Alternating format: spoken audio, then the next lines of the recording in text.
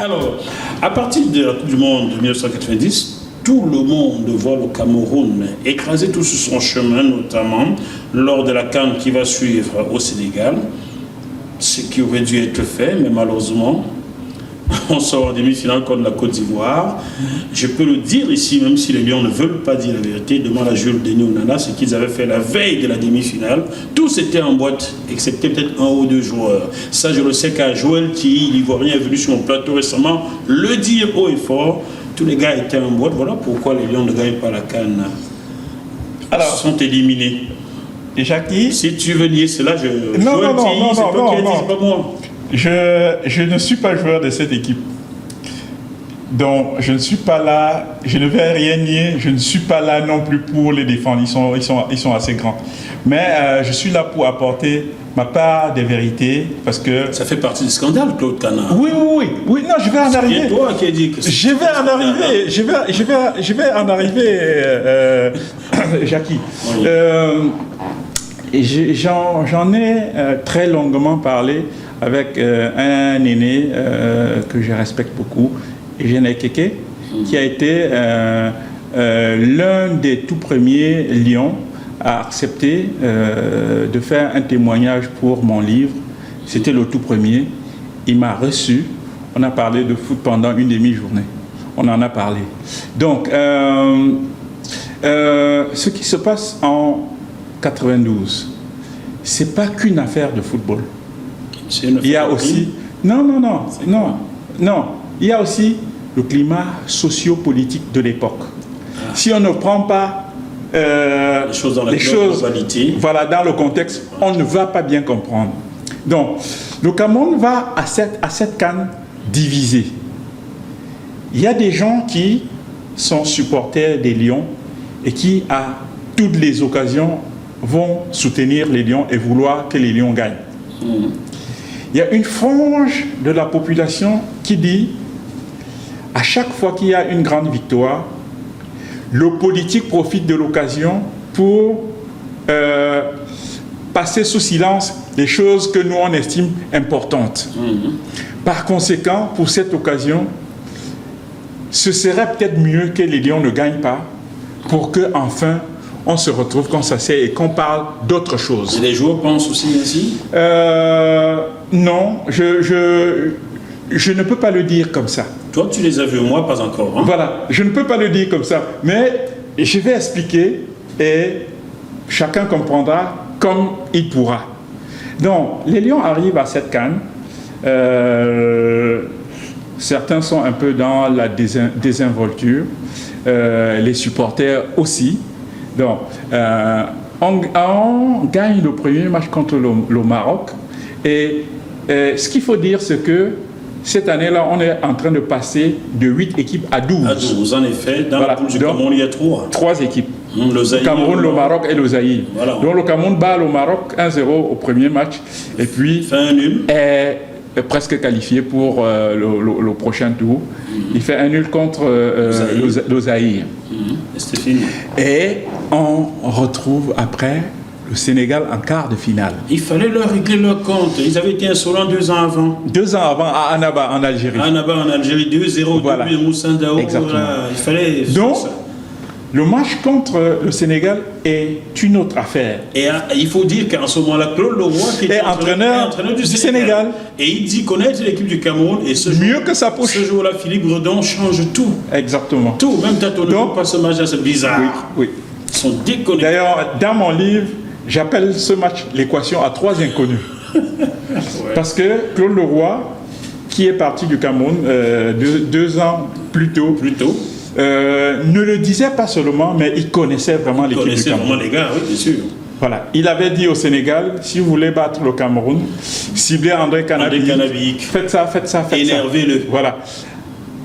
À Annaba, ça avait marché. Et à Dakar, il est question de montrer au Sénégal que le Cameroun, que le vrai lion, c'est le Cameroun, ne peut pas s'y faire prendre 2 fois. Et donc, Philippe Redon, dans l'équipe du Cameroun, titularise 3 joueurs que Claude Leroy ne connaît pas. Du tout. Agborance, oui. Guy-Noël Tapoko. Guy-Noël Tapoko, en effet, oui. Voilà. Et puis, un troisième joueur. Est-ce que c'était pas Roger Fenba par hasard non, c'était pas Roger Fenba, il n'aurait pas joué avec Tapoko. Non, Jules Denis Onana. Jules Denis Onana, en effet. Massingé au banc. Et Jules Denis Onana. Jules Denis Onana, oui. Voilà. Le grand frère des gars, voilà. Salut. Donc, le match, il est difficile. Très. Il commence même dans une tension que tu ne peux pas imaginer.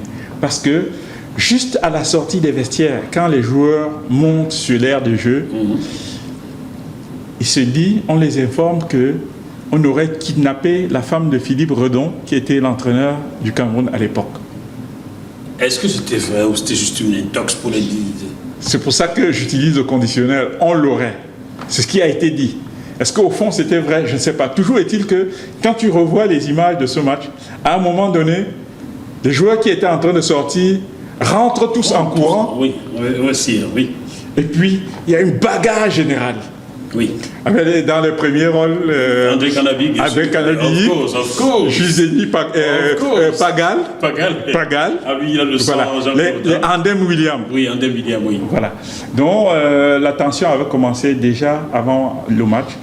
Et le Sénégal pensait qu'il fallait intimider le Cameroun, il fallait mettre la pression sur le Cameroun, pour gagner ce match. Sauf que ce qu'ils oublient, c'est que le Cameroun est rompu à la grande compétition. Oui, Cameroun est rompu à ces matchs et il ne peut pas se faire... Il vaut mieux ne pas énerver les Camerounais. Voilà. Il vaut mieux les prendre easy. Voilà. Donc, finalement, Ebongue Ernest, qui venait du banc, marque ce but assassin. Ils ont même dit que ce n'était pas Ebongue Ernest, que ce n'était pas le Ebongue Ernest, il fallait bien vérifier.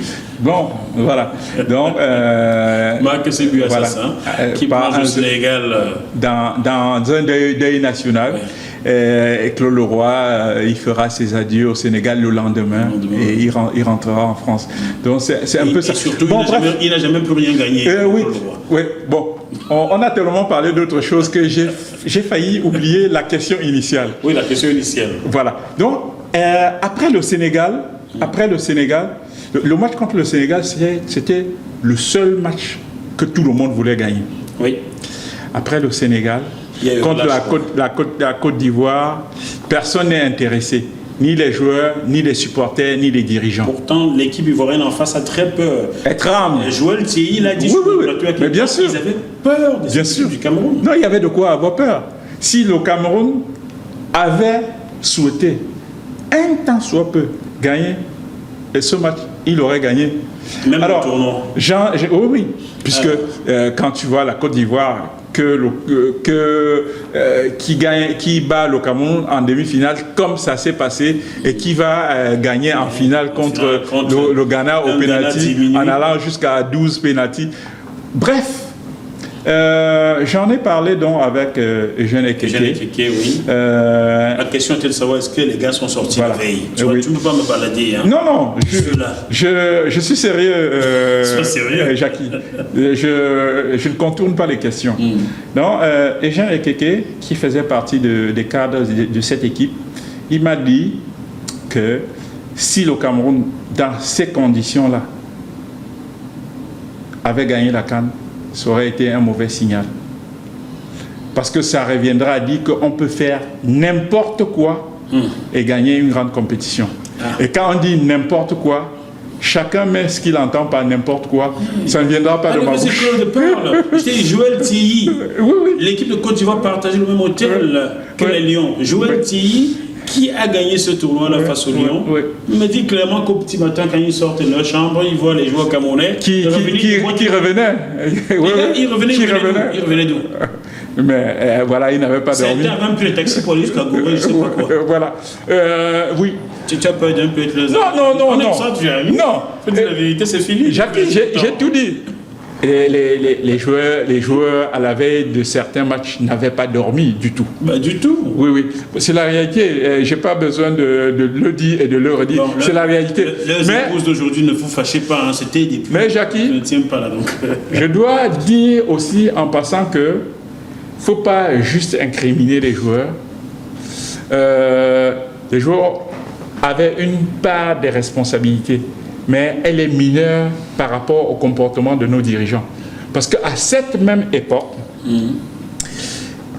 c'était nos propres dirigeants qui montaient certains joueurs contre les autres.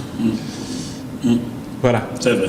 On ne peut pas être à la tête d'une équipe, d'un groupe qui doit être homogène, travailler ensemble pour remporter une grande compétition, et puis on envoie des joueurs pour aller espionner d'autres, aller dire des choses.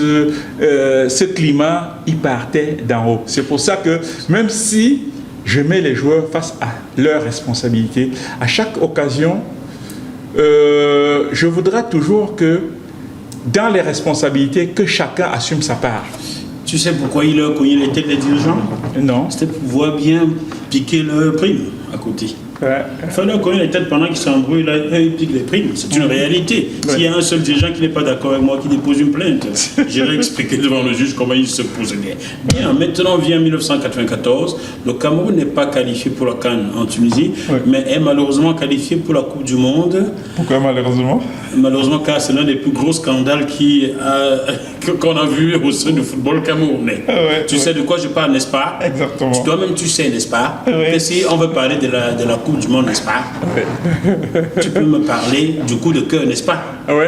Bon, voilà, vas-y, dis-nous. Alors, le coup de cœur, c'est juste le petit bout de l'iceberg de tout ce qui s'est passé en 1994.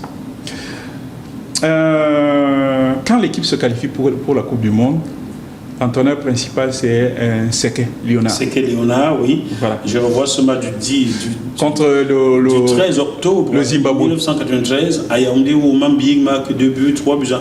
Oui, voilà. Seke Léonard. Donc, c'est Seke qui qualifie l'équipe pour la Coupe du Monde. Et il faut... Absolument un sorcier blanc. Il faut absolument un autre Nantais, voilà. Comme du temps de Jean Vincent. Et on prend qui là? Henri Michel, pour le remplacer. Et comme d'habitude, il faut encore, ou bien il faut toujours attendre jusqu'à la dernière seconde pour prendre l'entraîneur qui arrive, qui ne connaît même pas les joueurs, qui ne connaît pas l'équipe, qui vient au Cameroun pour la première fois, qui ne réside pas au Cameroun, qui ne s'entoure pas des bonnes personnes, qui ne consulte presque personne. Donc, l'entraîneur, dans ces conditions, choisit une équipe en mettant, dès le départ, un certain nombre de cadres à côté. Il y a des joueurs qui arrivent. Jean-Claude Pagal. Ils étaient nombreux. Cyril Makanaki. Fedba, il sera dans le groupe jusqu'aux Antilles. Oui, jusqu'aux Antilles. Avec Patrick Mboma. Voilà. Et ils sont nombreux comme ça, qui sont chassés dès le début. Henri Michel choisit ses joueurs. D'ailleurs, c'est à cette occasion que Pagal le gifle. Voilà. T'as bien fait, je sais. Il ne faut pas encourager ça, Jacques. Il fallait que quelqu'un lui dise il avait raison. Tu as bien fait, je sais. D'ailleurs, on a partagé la nana des centres caveaux pour fêter ça. Tu te souviens? Voilà. Voilà. Donc, la préparation, elle est chaotique. Les Lions en sont à jouer avec des maillots qui sont gracieusement offerts par des personnes privées. Le Cameroun n'a plus d'équipementier. Le Cameroun n'a pas de finances. Donc, on nous dit au départ que la préparation à Clairefontaine, elle a été financée par la Fédération française de football. Ah bon? On nous dit. Tu comprendras à la fin pourquoi je te dis on nous dit. On nous dit, oui. Voilà, il n'y a pas d'équipementier. Il y a des problèmes dans le choix des joueurs. Il n'y a pas d'argent. Or, la FIFA, chaque équipe qui se qualifie pour la Coupe du Monde a un montant qui est alloué pour la préparation. Et cet argent-là a pris les Sissongo? Moi, j'en sais rien. Donc, le Cameroun fait une partie de la préparation en Grèce. Après, ils vont passer par la Bolivie et puis finir aux Antilles. En Martinique, je crois. Hein. Oui, c'était en Martinique. D'ailleurs, ils seront reçus à cette occasion par Aimé Césaire. Aimé Césaire. Aimé Césaire, Et oui. moi aussi, j'avais Aimé Césaire à l'époque là. Voilà, voilà. Donc, à la fin de la préparation, l'entraîneur sort sa liste. Oui. Et Patrick Mboma était chez toi, il a dû te raconter. Mboma a raconté tout ça dans le bœuf bourguignon. Jean-Jean Missé, regardez l'émission. Ils ont dû te raconter. Énorme. Moi, je ne reviendrai pas là-dessus, mais pour les téléspectateurs qui nous suivent et qui n'avaient pas écouté Patrick Mboma, ou bien jmtvplus.com. Voilà. Ou bien Jean-Jean Missé, il faut juste dire que l'entraîneur avait sorti sa liste et Patrick Mboma et Roger Fenba était dans la liste. Mais à Yaoundé, on a dit non. La CRTV Radio a organisé une marche qui a été relayée, comme tu ne peux pas imaginer, pour dire que les supporters des Lions réclament Paul Fédé. Et quelqu'un d'autre. Dipakem, c'était le prétexte. Oui. Voilà. Donc, à la suite de cette marche qui a été fortement relayée, l'entraîneur qui avait fait son équipe est obligé de retrancher des noms. Patrick Mboma fait partie donc de la liste. Voilà. Roger Fenba. Et c'est le début des ennuis. Voilà. Et donc, dans ces contextes-là, sur le terrain, ça a donné ce que ça a donné. Mais pour répondre à la question du coup de cœur. Le cœur, l'argent. À la question du coup de cœur. Donc, finalement, Henri Michel dut prendre un équipementier avec la fédération, j'imagine, qui s'appelait Mitré. Quelle somme est-ce que cet équipementier a versé pour les Lions? Personne ne sait. Henri Michel le sait. Quel est le montant exact que la FIFA a versé aux joueurs? Ça n'a jamais été dit au Cameroun. Jamais. Mais de mes propres recherches, ce serait aux alentours de 660 millions de francs CFA. Voilà. À côté de ça, l'État camerounais initie une opération qu'on a appelée coup de cœur. C'était quoi? On fait une grosse cagnotte. Le peuple camerounais cotise pour mettre... Ils sont pionniers, les Camerounais. Ils ont créé un litchi avant l'heure. Voilà. Donc, chacun y met les sons. Le peuple camerounais cotise pour mettre son équipe à l'abri de tout besoin. Oui. Même un jeune étudiant avait remis 2000 francs à l'époque, Jean-Jacques Wafon aussi. Et même des aveugles venaient donner les cordonniers, tout le monde. Et cogne donation qui mettait l'argent, qui venait d'où on ne savait, mais bon. Cette somme, à l'arrivée, va donner au-dessus de 1 milliard de francs CFA. Oui. Au-dessus de 1 milliard de francs CFA. Oui. Le ministre des Sports, qui s'appelle Bipumboum. Oui. Joseph-Marie Bipumboum. Voilà. Il est en train d'aller aux États-Unis voir les Lions. On ne lui remet pas l'argent. Oui. Il est le ministre des Sports. Le président de la FECAFOOT. C'était qui déjà à l'époque? Mahadaer. Mahadaer, oui, j'ai oublié ça fait longtemps. Voilà.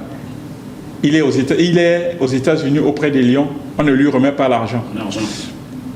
En ce qui concerne Mahadaer, je ne le défendrai pas parce que lui aussi, quand la FIFA envoie l'argent de la préparation des Lions, normalement, c'est entre les mains de la fédération que la FIFA remet l'argent.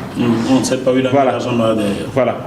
Toujours est-il que l'État camerounais ne donne l'argent ni au ministre des Sports, ni au président de la fédération, mais délègue le ministre de la Communication, voilà, n'est-ce pas, Conchou, n'est-ce pas, qui prend l'avion avec cette fameuse mallette. Ah, il y avait 1 milliard de francs CFA dans les 8 mallettes. Non, en fait, la totalité de mes recherches.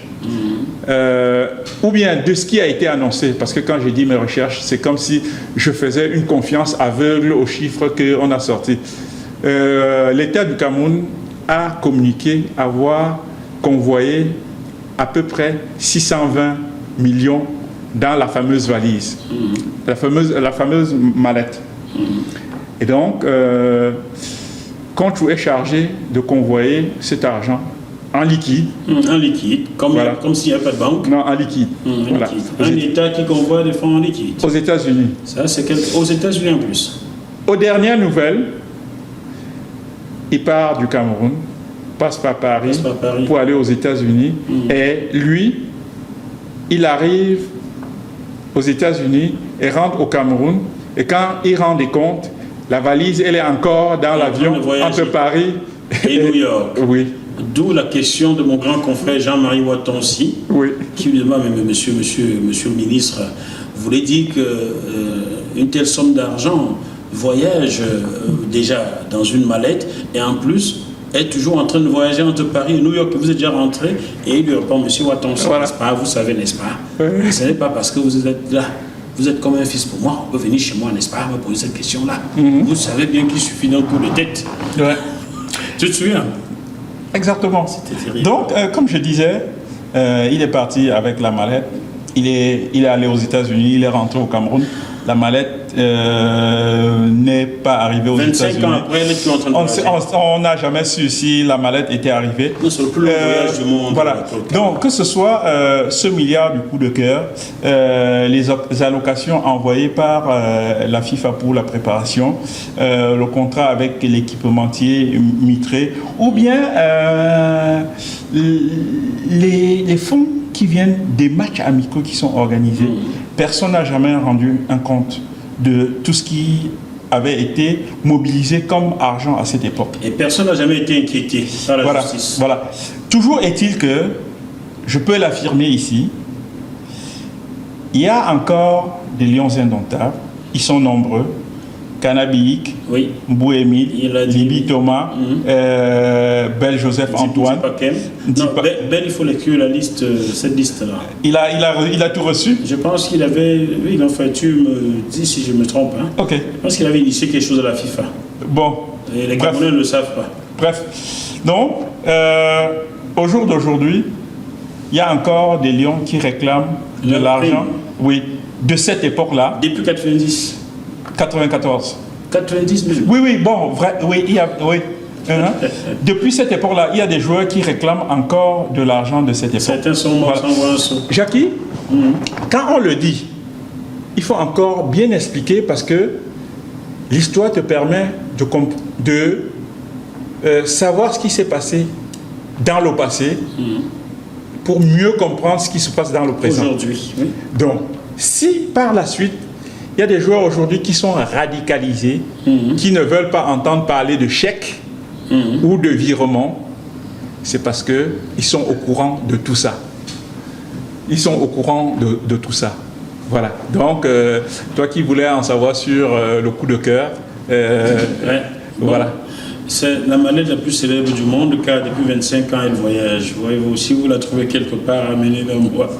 Je serais bien content de recevoir ces sous-là. Mais bon, il s'est passé quelque chose dans ce tournoi de 1994, après on quitte cette Coupe du Monde 94.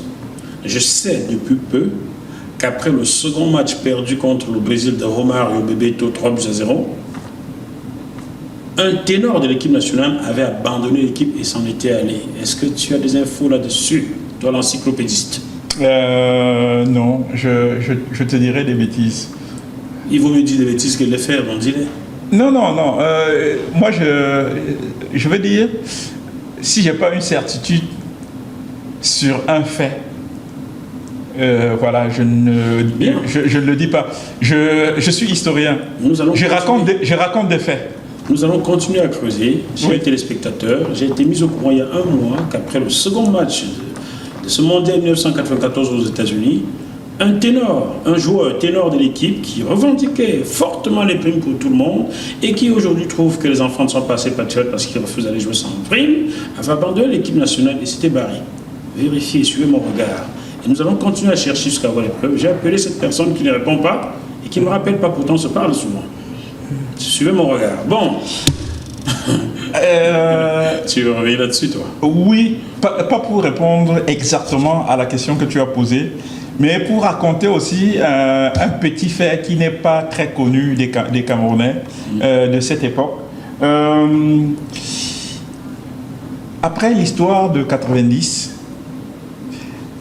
les joueurs se concertent et se rendent compte qu'au sein de l'équipe, il y a des gens en qui ils ne peuvent pas faire confiance parce qu'ils sont de connivence avec la hiérarchie.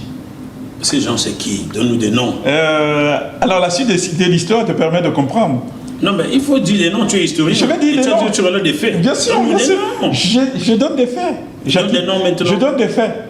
Donc, les joueurs décident qu'ils ne reconnaissent plus en Stéphane Tato leur capitaine. Bien. Ils vont procéder à une élection. Oui. Ils vont élire le nouveau capitaine des Lions qui va parler en leur nom. Et c'est qui? Joseph-Antoine Bell. Oh. Joseph-Antoine Bell est élu. La nouvelle remonte jusqu'à Yaoundé et personne ne veut entendre parler de ça. Parce que lui qui revendique souvent beaucoup. Ils sont dans tous leurs états. Il vaut mieux ne pas l'avoir comme tel. Voilà. Donc, voilà. Juste un peu pour rappeler le climat autour des joueurs qui élisent leur capitaine. Oui. Et la hiérarchie dit non, on ne veut pas. Oui, le capitaine, il est nommé. Et ils expliquent que, voilà, c'est un poste. C'est quand même bizarre dans cette équipe nationale. Le poste de capitaine a toujours copulé avec le régime en place. Oui. Hein? Bon, on verra. Je comprends pourquoi Magnan ne me répond jamais. Je pourrais t'en parler jusqu'en 2002, à la période de Magnan. Mais bon, c'est toi qui poses les questions. Il faut être politiquement correct, Magnan. Il faut me répondre. Parce qu'au jour où j'attaque ton dossier, là, bon, on va voir ça. Ce programme vous est proposé par Devisé Fret, spécialiste du transport international Afrique, Dom-Tom, Océan Indien. Plus 33 139 85 14 23. La grève de 1996, ça c'était pour la Coupe d'Afrique en Afrique du Sud. En Afrique du Sud. Le Cameroun. Il rentre dedans, il prend 3-0 tout de suite contre les Bafana. Oui. Il y avait eu une grève avant, c'était quoi la grève? Énorme grève, encore une fois. À cette époque, l'entraîneur, c'est Jules Nyonga. En effet. Et quand ça se passe assez souvent, ou bien presque toujours, quand on confie l'équipe nationale à un Camerounais, on ne lui donne pas les moyens qui vont avec. Et il ne peut pas se plaindre, malheureusement. Voilà. Donc, Jules Nyonga se retrouve à Yaoundé avec une équipe qui prépare une Coupe d'Afrique des Nations. Les joueurs n'ont pas de l'eau à boire. Ils se désaltèrent au robinet. Oh mon Dieu. Les joueurs n'ont pas de maillot. Quand il faut s'entraîner et faire un match entre eux, il y a un camp qui se met torse nu. Oh pitié. Le Cameroun n'arrive à faire aucun match amical de tout ce qui était prévu. Même des équipes de première division au Cameroun, les matchs qui étaient prévus n'ont pas eu lieu. Donc c'est une préparation catastrophique. La compétition se rapproche et on se prépare qu'à un caron. À la veille du départ, le montant qui était prévu pour être décaissé par le Trésor, il a été dit que le chef de l'État avait donné des instructions pour que 600 millions soient décaissés.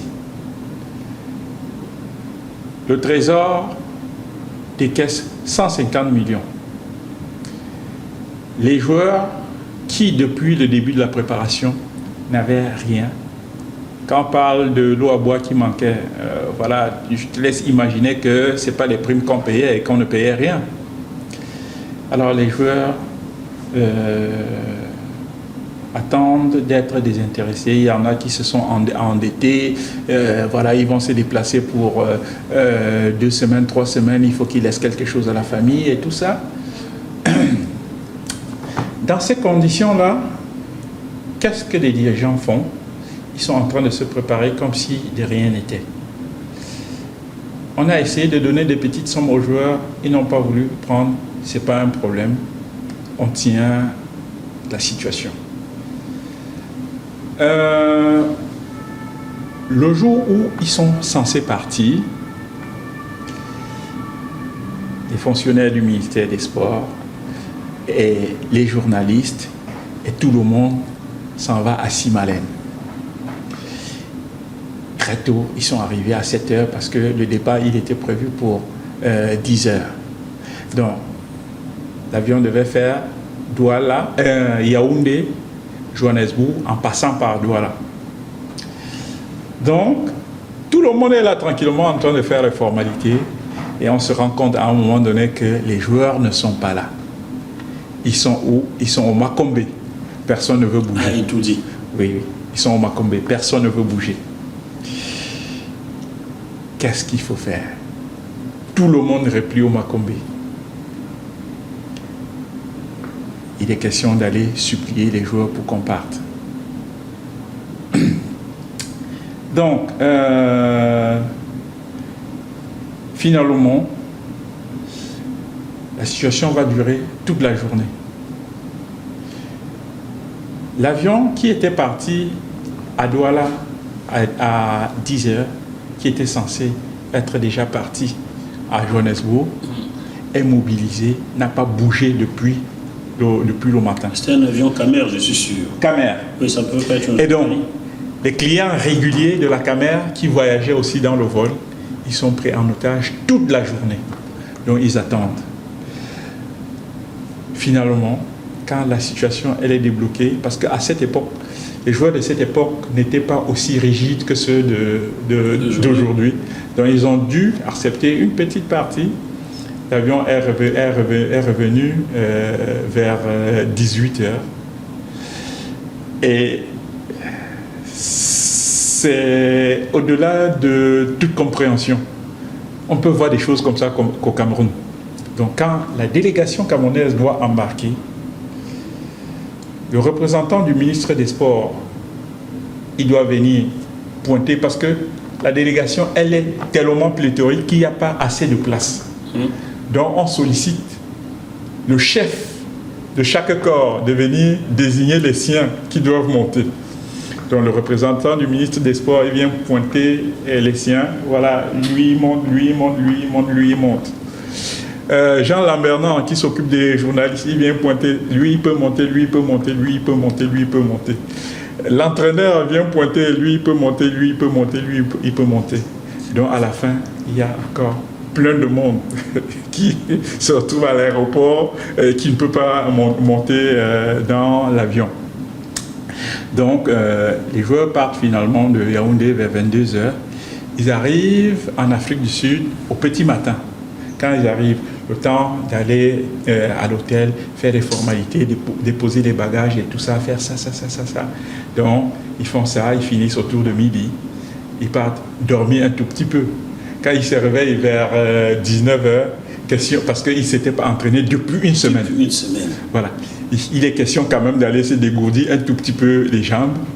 Ils sortent, ils vont sur un terrain qui n'était pas très loin de leur hôtel et ils s'habillent, ils sortent les ballons et tout ça. Quand ils commencent, 5 minutes après, il y a quelqu'un qui arrive et leur dit non, sortez du terrain, ça c'est un terrain privé, sortez.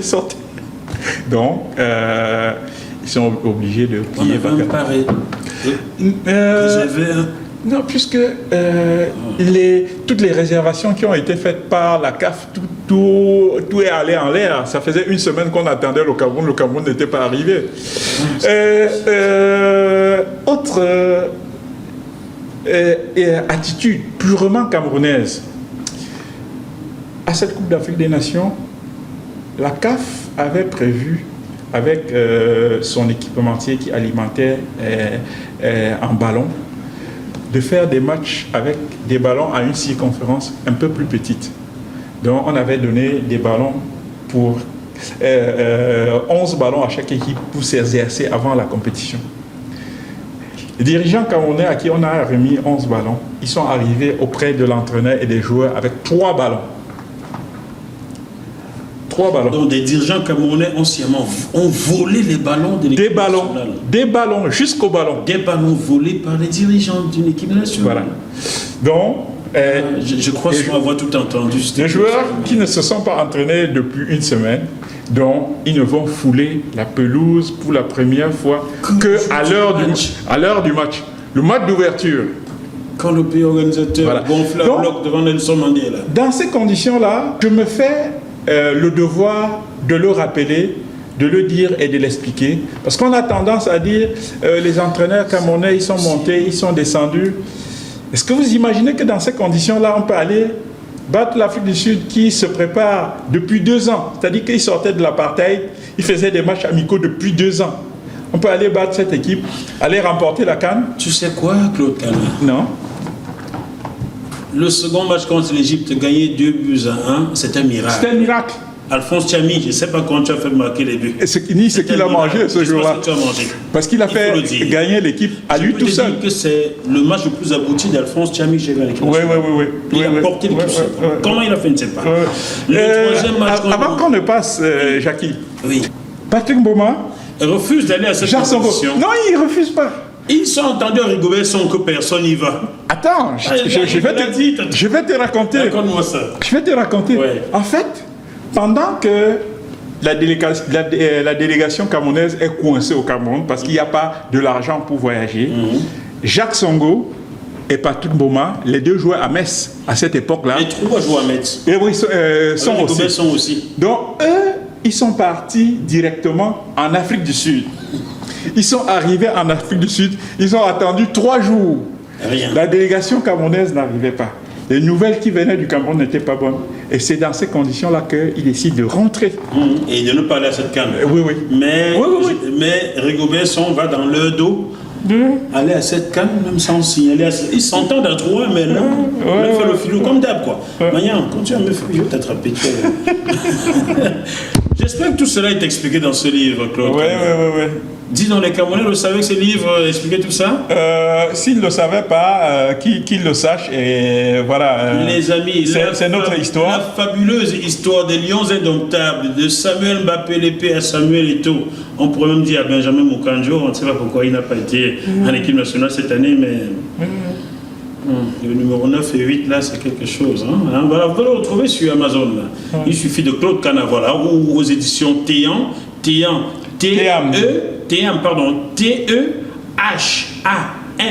édition Théam, donc Théam.com. Oui. On le retrouve dessus. Oui. Chers amis du football camerounais, que vous soyez du Sénégal, de Côte d'Ivoire, vous voulez en savoir plus sur les Lions indomptables, ces livres vous en disent plus. Alors, Claude Cana, dis donc. Mais tu venais depuis, tu étais où? Et je suis là, Jackie. Je suis là, Jackie. On te met une amende là. Je suis là, Jackie. Je vais la payer. Je vais la payer. Ça quand même. Je vais la payer. Bon, maintenant, vient l'histoire de la Coupe d'Afrique 98. C'est encore un autre scandale. Le Burkina Faso 1998. Bon, à proprement parler, il n'y a pas de scandale. En tout cas, pas au sens du Cameroun, c'est-à-dire les grosses affaires. Ce qui s'est passé à cette CAN, c'est juste que, bon, voilà, Manga est l'entraîneur de l'équipe. Ah, Jean Moni. Oui. Jean Manga. Encore une fois, voilà, on ne met pas les moyens à disposition. Lui-même, il tâtonne. La seule chose que je pourrais lui reprocher, et encore, parce que Jacques Songo, qui se retrouve très fébrile dans le match contre la Guinée et qui prend bêtement 2 buts, est finalement mis au banc. Ongandji qui arrive pour le remplacer et n'est pas plus bon. Voilà. Donc, la seule petite anecdote croustillante, c'est que Jean Lambert s'était acharné sur Jacques Songo, qui, à la fin de la compétition, a dû le gifler. Alors, ouais. Mais bon, à proprement parler... mais tu n'as pas tout sur ce tournoi de 1998. Pourquoi Patrick Mboma ne joue pas à un certain moment? Vas-y, dis-nous ça. Tu le sais. Vas-y, crache le morceau, dis. C'est vrai que... Pourquoi il ne joue pas, Patrick Mboma? Non, c'est vrai qu'à un moment donné, on distille l'information selon laquelle il serait malade. Il serait blessé ou malade. Oui. Mais ce qui est certain, c'est qu'il ne l'était pas. Il n'était pas malade. Il n'était pas blessé. Il n'était pas malade. Pourquoi l'a-t-on écarté, Patrick Mboma? Moi, je n'en ai jamais parlé avec... Tu es trop politiquement correct, toi. Hein? Non. Tu es sujet MTV+, on dit tout ici. Jackie? Oui. Alors, je te dis, avant d'être historien du foot, je suis juriste. Je parle des faits. Et quand on parle des faits, on parle des choses qui se sont passées, on parle des choses qui sont avérées. Bon. Alors, si, moi, je ne peux pas venir ici faire le Congossais et dire qu'il se pourrait. Tu peux le si je n'ai pas de certitude, je ne le dis pas. Chers téléspectateurs, vous voulez savoir pourquoi Patrick Mboma ne joue pas ce tournoi. À un moment, il est écarté en 1998. Vous allez sur www.jmtv+.com. Vous suivez le bœuf bourguignon de Patrick Mboma. Il le dit dedans. Voilà. Parce qu'il a un peu ramé, il a un peu revendiqué quelque chose. On trouve qu'il est malade. Pourtant, le gars bien portant. Vous voyez, ça se passe comme ça. Hein. Tu revendiques que tu es mort, comme ceux qui marchent au Cameroun et qui sont en prison. C'est la même chose, depuis, même dans le football. C'est la même chose. Vous voyez un peu le truc, quoi. Bon, on poursuit maintenant. En 2000, ça se passe bien. Ça se passe malgré bien. les problèmes de primes, ça se passe bien. Il n'y a pas de problème de prime. En tout cas, ça se passe différemment. Différemment. Tu sais oui. pourquoi? Dis-moi, tu sais plus que moi, tu étais là. Non, c'est un entraîneur étranger, un entraîneur français qui est à la tête de l'équipe. Oui, Pierre Lechantre. Pierre Lechantre, voilà. Pierre Lechantre qui est arrivé par le truchement, conseillé par Claude Leroy. Et peut-être Roger Mila un peu. Peut-être. Voilà. Bon, je n'en ai pas parlé avec Pierre Lechantre, mais ce qu'il faut dire, c'est que les conditions sont créées pour que la préparation se fasse bien. Bien. Claude Leroy, connaissant bien la maison, a mâché la chose pour son compatriote. Quoi. Voilà. Donc la chose se passe bien et le Cameroun remporte cette compétition avec brio, s'impose avec autorité. Avec un style de jeu bien défini. Oui, toutes les équipes. Et Jérémy Gita, il m'a reçu chez lui, on a parlé de football pendant une journée. Très longtemps. Il parle si peu, si tu as reçu une journée, ce que là tu as attrapé la palme d'or. On a parlé pendant longtemps de son avis et de mon avis, de l'avis de beaucoup de spécialistes aussi. Cette équipe est la plus complète du football camerounais ou bien du football africain. Ah bon, celle de 2000. Celle de 2000. Ah bon, supérieure à celle de 82. La plus complète. Celle de 82 avait des défaillances en attaque. Ah oui, parce qu'on avait aussi... Roger Mila, oui, il s'est retrouvé un peu seul, mais il faut aussi dire que Jean Manga Ongene... était blessé. Il a été blessé, mais quand tu regardes très attentivement l'histoire des Lions, tu vas te rendre compte que avant même de se blesser en 82, Manga Ongene ne s'est jamais imposé comme l'avant-centre incontournable des Lions. Ah, il va se fâcher en t'entendant. C'est la vérité. J'espère qu'il va mieux aujourd'hui. Bon, j'espère. Hein. Mais bon. Alors, je te dis que la vérité. On avait les Maya Martin qui étaient des bons attaquants. On avait les Koulé qui avaient marqué 46 buts la saison qu'on n'a pas voulu retenir. Parce qu'il paraît que c'est un clan quelque part au centre du football. Ne voulait pas comprendre ce gars qui veut Lyon. Voilà, c'est une vérité. On manquait pas d'attaquants. C'est une vérité. Même Tokolo Tchadien aurait aimé être Camerounais cette année-là. Mais Jackie, on ne juge cette équipe que par rapport à ce qu'on a pu voir. On ne juge pas sur les possibilités. Si Koulé avait pu évoluer en avant-centre avec Roger Mila dans cette équipe, peut-être que ça aurait pu. Sauf que ça ne s'est jamais fait. Voilà. C'est pour ça que je ne juge pas sur les possibilités, mais je juge sur les choses qu'on a pu voir. Bien. Chers téléspectateurs, vous avez compris qu'en 98, Patrick Mboma n'était pas malade ni blessé. Oui. C'est autre chose qu'il a mis de côté. C'est un fait. Parce qu'il a parlé. Claude. C'est un fait. Heureusement qu'il revient, il ravale son orgueil, il revient les années qui suivent et vous connaissez la suite. Et depuis qu'il est parti, vous voyez, hein? Salut toi, Pat. Bon, maintenant, le voyage de 2002. Patrick Mboma m'a relaté ça. Oui. Tu veux faire pleurer les Camerounais? Dis ce que tu veux en dire, parce que là, ça fait pleurer. C'est un scénario de film. Tu racontes à des non-Camerounais, ils peuvent pas croire. J'ai un journal à la maison, l'équipe, Samuel Eto'o raconte cela à Didier Drogba. Voilà.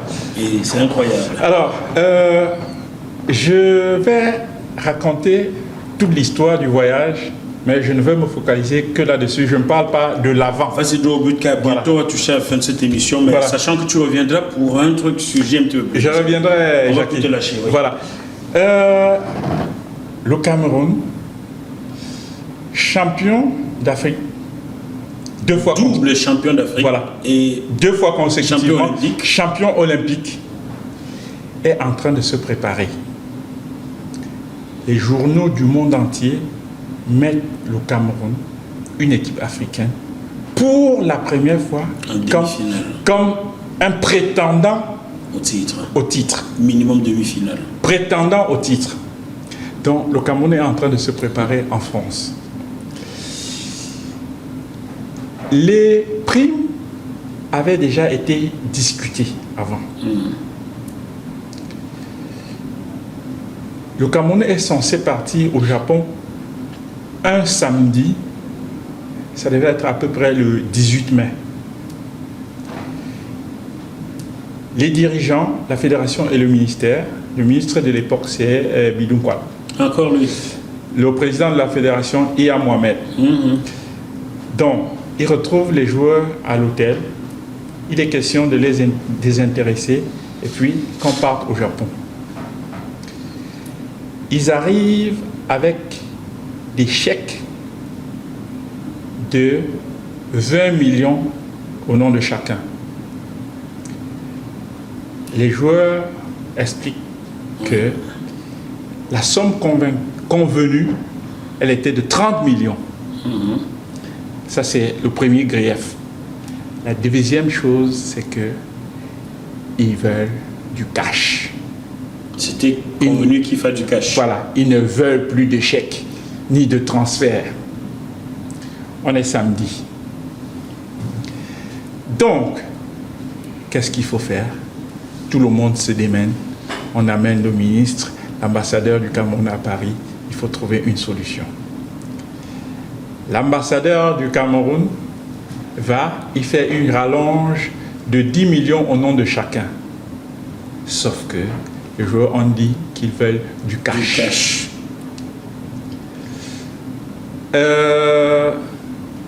Finalement, qu'est-ce qu'on fait? Il faut que le Trésor fasse des pieds et des mains pour trouver du cash. Donc, dimanche, on ne peut rien faire. Le lundi, c'est férié au Cameroun. Donc, même s'ils sont en France, on ne peut rien faire au Cameroun parce que c'est férié. Donc, il faut attendre mardi alors qu'ils étaient censés partir samedi. Finalement, le mardi, au Cameroun, on débloque l'argent qu'ils vont chercher à Paris pour donner du cash aux joueurs. C'était en euros, c'était en CFA, c'était en quoi là? Non, c'était en euros. Ah, tant mieux. C'était en euros. Donc c'est vrai que 45 000 c'est vrai que très souvent, ils versent du cash en francs CFA. En CFA, pour les gars qui vivent ici, c'est quand même un compte. Donc,